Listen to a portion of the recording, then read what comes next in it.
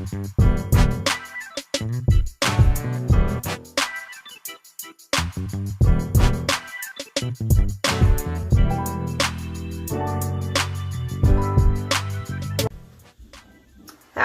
Monday to all my motivation movers out there. Welcome aboard to an all new Coco Renee's Monday Motivation Movement. Today is Monday. It is April the 29th, 2019. And glory be to God, up to God be the glory, you guys. Thank y'all so much for tuning in. I appreciate you guys. I really do.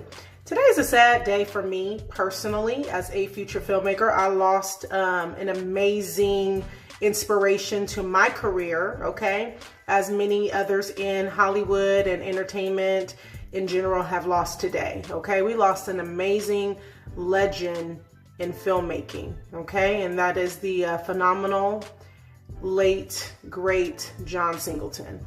I can't even believe I'm saying this, okay? I can't believe I'm saying that John Singleton is gone. I'm like, that just still blows my mind away that we just lost John Singleton. This is a big deal for African-American, Black Hollywood, African-American filmmakers, okay? He painted the way. Let me just explain to you guys. You guys on the East Coast have Spike Lee, right? Spike Lee gave you a vivid picture of what being Black in New York specifically and on the East Coast is all about. He took you through the Black experience. Well, John Singleton was to us here in LA and to California and the West Coast what Spike Lee is to New York. That was our Spike Lee. He opened up doors for a lot of artists, a lot of actors, singers, rappers, just different talented artists that are of African-American descent in this industry. He opened up doors, he broke barriers, and he created films that painted a picture. Okay, he painted pictures to let you know what it was like to be a day in the life in the hood. He took you from Boys in the Hood to Baby Boy, and then many others, okay? I'm just giving you guys a couple of famous ones that everyone knows about and has at least, you know, Boys in the Hood is a classic. That is a classic for us. And he was the filmmaker behind Boys in the Hood. And as an inspiration to a filmmaker like myself, I've actually followed his work for a very long time. So coming into this industry and going to school to get my degree in film, this actually hurts because I've done projects on his work. That's how much of an inspiration to me personally he has been. So I speak to the heart in a different way, or from the heart in a different way. It really resonates with me personally because of I have such admiration for his work. So 51 years old is so young to pass away. But we know that things are always in God's timing. There are things that we cannot question, things that we have no idea why God does the things that he does. And that's what today's Monday Motivation Movement is pretty much about.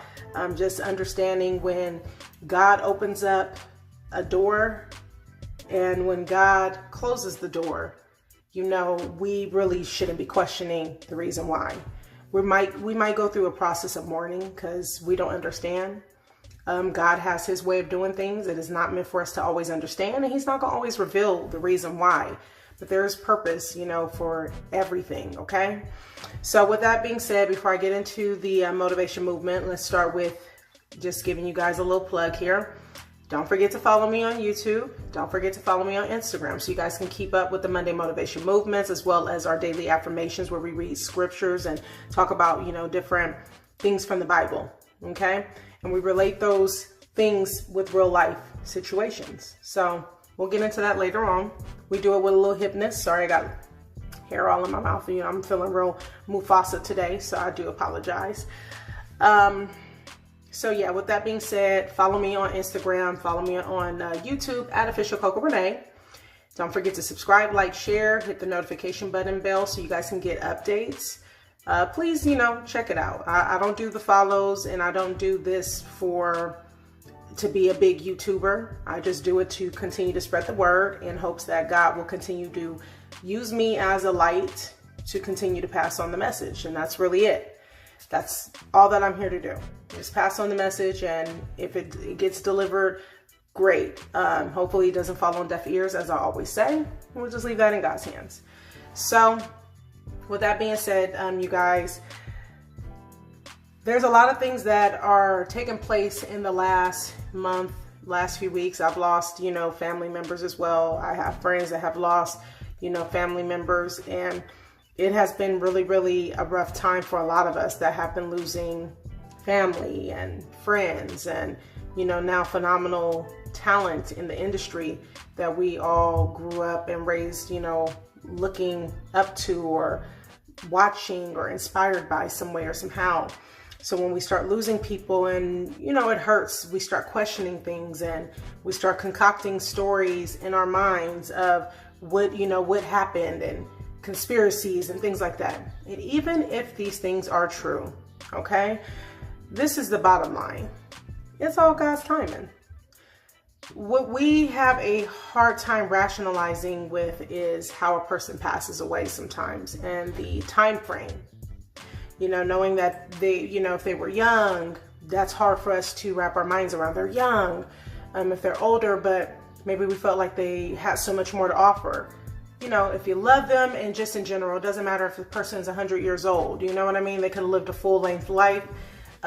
We question everything as human beings. It is in our nature to question things because we just want to have understanding. But rest assured, the only understanding that we really need to have and that we should be focused on is an understanding of how God works. If God chooses to call us home through a natural death or through a unfortunate accident, at the end of the day, we have no control over that. How we pass away is just the way we exit out of this world and enter into our eternal, world, right? Our new life.